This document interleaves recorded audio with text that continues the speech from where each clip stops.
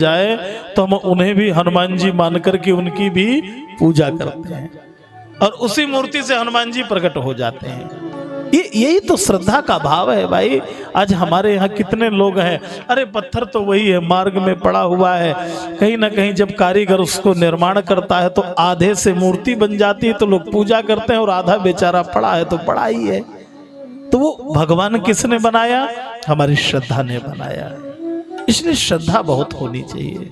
एक व्यक्ति 3 महीने तक गणेश जी की पूजा की, गणेश जी प्रसन्न नहीं हुए।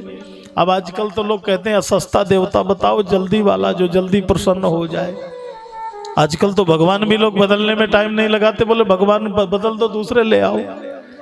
तो गणेश जी को उठा के ऊपर की अलमारी में रख दिया और गणेश जी की माता जी ले आया, दुर्गा मैया, पार्वती मैया की पूजा करने लगा। अब पूजा करते करते हमारे आप जैसा ही कोई व्यक्ति होगा कि माता जी को धूप बत्ती जलाया तो धूप बत्ती का धुआं ऊपर उड़े। अब उसका स्वभाव है कि ऊपर जाएगा, अरे धुआं नीचे चाहे जितना रोके वो ऊपर को ही जाएगा। अब ऊपर को जाए तो उसने सोचा कि लगाया तो माता जी को और फ्री में सुगंध गणेश जी ले रहे हैं।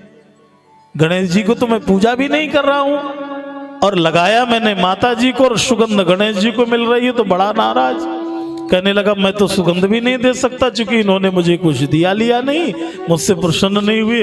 तो गया घर के अंदर और इतनी रुई लेकर के आया और गणेश जी की नाक में ठूसना शुरू कर दिया कि कहीं सुगंध ना ले लें। एकदम से भगवान गणेश जी प्रकट हो गए, बरमरू ही वरदान मांगो, वरदान मांगो। अरे कहने लगे महाराज क्या यही सेवा मांगी थी?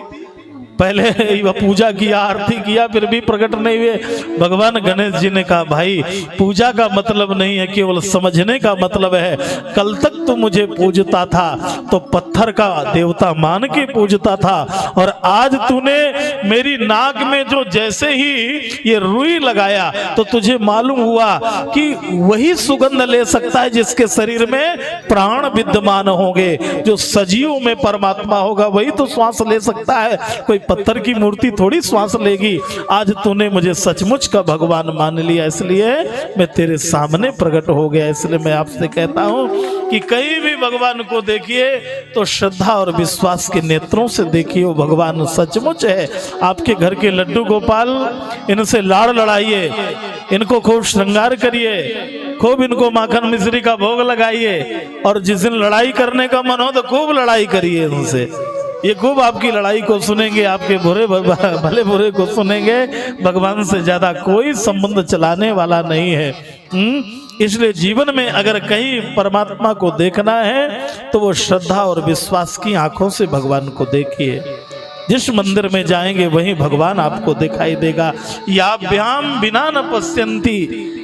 आप कितने भी गुरुद्वारे चले जाइए, मठ मंदिर चले जाइए, अगर श्रद्धा और विश्वास की दृष्टि आपके पास नहीं है तो अंतस्थ ईश्वर आपको दिखाई नहीं देता है। इसलिए वंदे बोधमयम नित्यम गुरुम शंकर रूपिणम।